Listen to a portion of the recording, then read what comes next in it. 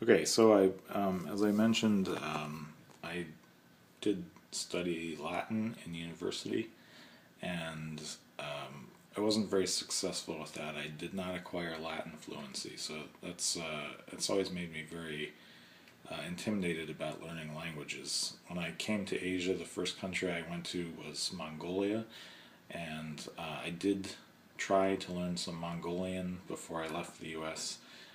That was not so successful, but the material that's available for learning Mongolian is pretty sparse. There were not really.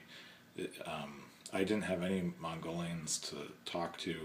That was probably a mistake. I should have probably tried to find some Mongolians over Skype who I could have Skyped with, who could, because there are just lots of Mongolians who speak English, and I could have found somebody who could explain the grammar and everything.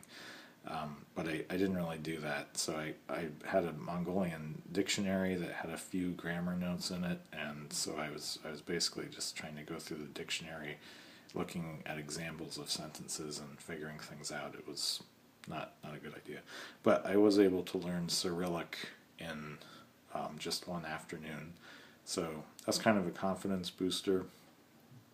And I'm not starting off from zero with the Japanese. I was part of I don't know, it was a club or a class of Japanese when I was in university. That was quite a long time ago.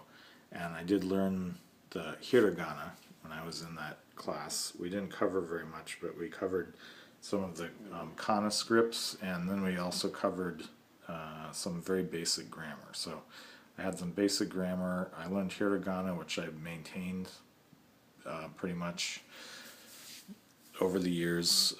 However, I didn't maintain the katakana very well, and I've had to relearn that since I came to Japan.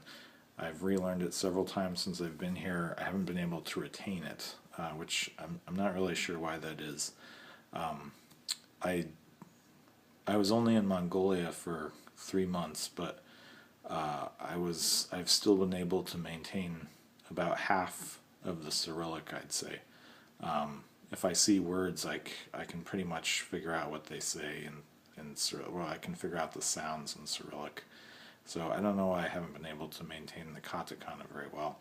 That's a little bit disturbing. I'm concerned about studying vocabulary. That's probably the main issue for me. I'm not too concerned about the grammar. I think the Japanese grammar is not too complex, but definitely the vocabulary is going to be a problem, and all of the little things like learning the systems for counters. So anyways, you can see I'm not starting off from zero, and I've also had 3 lessons so far. So the first lesson I had was with a foreigner who has a certificate in teaching Japanese as a foreign language. So his Japanese is quite high level, and the first lesson I asked him to just explain the entire verbal system to me, all the grammar of verbs, and so we did that, and I thought that was pretty successful, but he doesn't like that style, so I've had 2 more lessons with him, but the second 2 lessons we used the Genki textbook. So if you have studied Japanese before, you might be familiar with the Genki textbook. I think it's one of the major Japanese language textbooks. I think it's pretty poor. Like the first chapter starts you out learning things like Tadaima, like what I live alone. When am I going to use that? You know, to me, it's a book that sets the pace quite slow to begin with. So it's not really what I was looking for. So it'll be interesting to see how that works out. My relationship with this teacher. Maybe one of us is going to end up firing the other one sometime in the next few months. I don't know. I'll see how it goes. Anyway, so that's it. So my materials. I'm not that interested in learning kanji.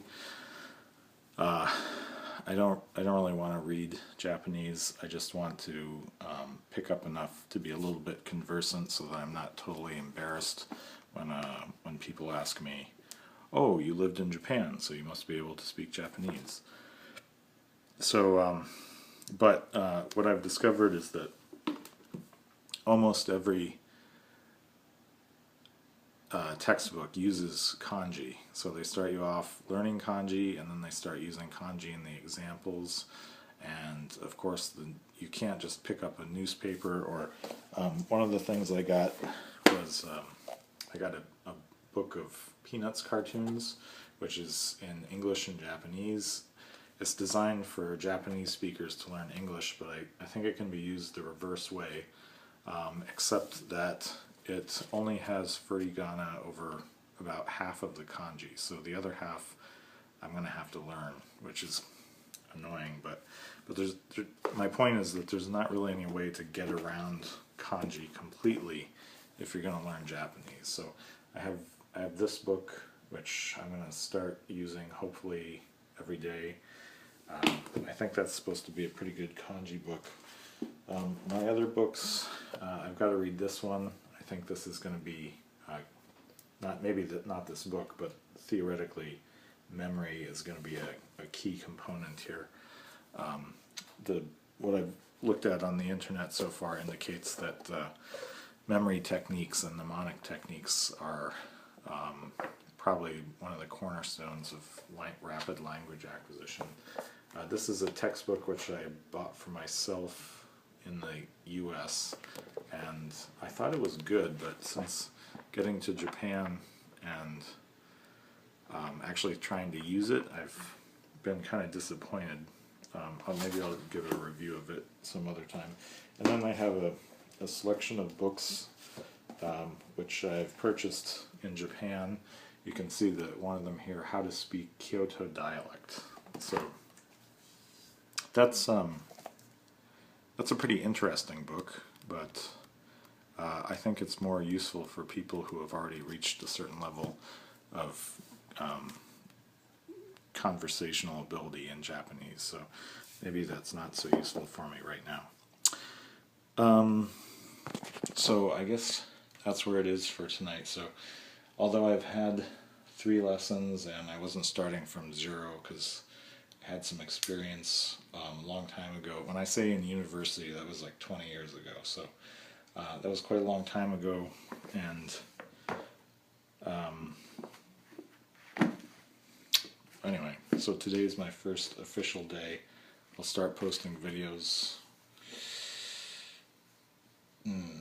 I guess that's it for tonight. Tonight it's about 11 o'clock. I have to get up in the morning. I'm going to go study Aikido and go to the gym, and then I have to work, so I don't know how much I'm going to get done. Tonight I'm going to read a little bit in this book, and tomorrow, well, I'll post a video tomorrow and say what I got done.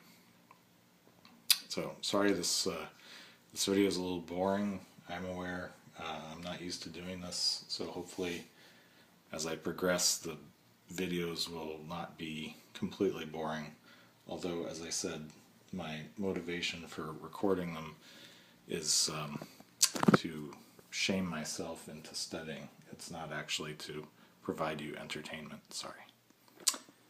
Thanks.